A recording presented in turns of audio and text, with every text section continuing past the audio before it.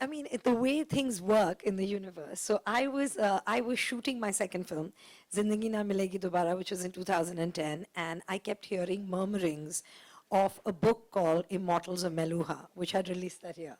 And everybody was talking about it. We came back, I finished, I was editing, I read the book.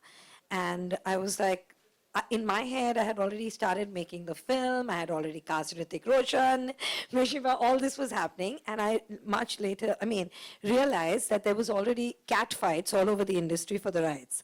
The month, I don't know if you know this, but the month that Zindagi released, you released your second book. Yes, Secret of Nagas. It was the second book, July 2011. We released it in the same month, and that's when we met. Post that at FICCI. Yes. And I love that movie. Yeah, thank you. So we were both on panel discussions. We were both on different panels. And that's the first time I met him. And I was with my CA agent who also knows him. And they were like, you have to meet Amish. And I was like, yes, I do. And then I met him and I was like, so does anyone have the rights? And he was like, yes. And I was like, okay. So this time when I got called, I have to say, haven't started reading the Ramchandra series. I'm going to binge it now that the third one's coming out. I'm going to start. I've just been gifted both by him. And I'm coming in a little early this time to territory. You know, it's even among it's not just among ancient Indians, even among ancient Greeks, for example, what we call a muse, right? The ancient Greeks believed that the muse was also a goddess, right? Yeah. And that it was someone who existed outside of you. So your task as a creative person was not to be arrogant and say that I am creating this. Your task was to help your muse to help you. So which means if you need to write a book, then you need to be at the laptop and you need to be working. You can't be watching a movie or doing something else. Now, just because you're doing that doesn't mean you'll get that blessing from the muse, but just that your chances go up, right? And I think that it's a very good attitude for most creative guys to have. That is not within me, it's something outside, and it's a blessing, and I need to honor that blessing.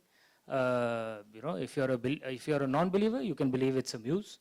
If you're a believer, such as I am, you can believe it's Lord Shiva or whichever god or goddess you worship. But have that thing that actually it's a blessing from someone outside, and you need to do what you need to do to help that blessing to come. You know, so I do what I need to do for the blessing to come. So I read a lot. All that goes in as, you know, material at the back of the head. I travel a lot. When I travel, I like to travel like locals. I don't like to travel in a bubble. So I like to eat local food, meet local people, try and learn a few local words, a few cuss words, everything, right? You get immersed in it and you learn some stuff which goes in. I listen to music while writing. I listen to tons of music while writing, and much of the music of Zindagi Na Milegi Dobara was actually used while writing Sita, by the way. Yeah. So you know, the words themselves don't matter because I tune out the words. It's the mood of the music, which, even, you know, in some scenes it just helps. And I eat lots of cream biscuits while writing. That always works like a key. Yeah. You know, I mean, he's in traditional Sanskrit storytelling style. In Sanskrit, the word for villain, what we are told, is Khalnayak. But actually, villain for Khalnayak is actually a wrong translation. That's not what Khalnayak actually means. Nayak is someone who takes the story forward. Khala means doubtful. So anyone who takes a story in a doubtful direction is the Khalnayak. It doesn't necessarily mean villain. It's just, because villain is a very loaded term, right?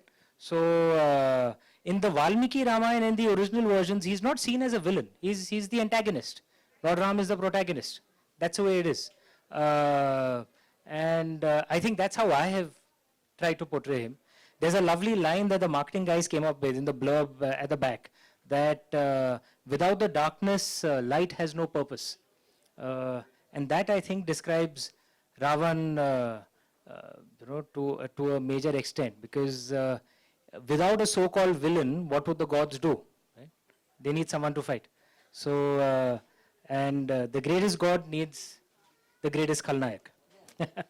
That's what makes him very interesting and exciting as a character to write about as well. He's not just a thug. He's not just someone who kills. He's a brilliant scholar. He's a brilliant musician. He's invented instruments which exist and at least myths say that he invented those instruments which exist till today. So Rudravina, which is probably the best stringed instrument that one can find, that was invented by him in honor of Lord Shiva. The Raavan Hatta, the Rajasthani, I'm sure all of you must have heard of it. That was also apparently invented by him. The word Raavan Hatta means the sound of Ravan's grief. Yeah, so he was a very deep guy. Massive ego also, severe anger management issues also, obviously, but an interesting character to write about.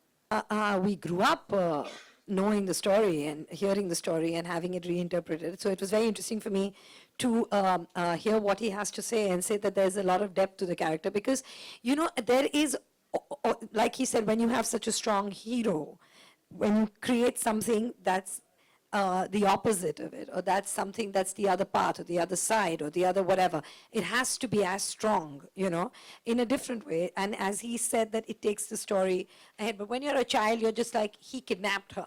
You know, that's the thing that sticks in your head, and you don't go beyond that.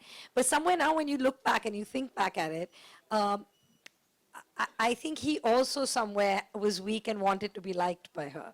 You know, he wanted to be liked. I mean, it was important to him to be liked. And I think that that's therein, even though however you demonize him, there is the human failing and a weakness which comes from the same. Yeah, when I'm writing, I don't think about anyone else at all. I just love what I do. When I'm writing, I'm just lost in my own world. That's the best part of my life. When I start marketing, of course, I start getting little antsy, a little nervous. The publisher invests a fair bit of money. So he needs to make sure that, I need to make sure that he recovers his money.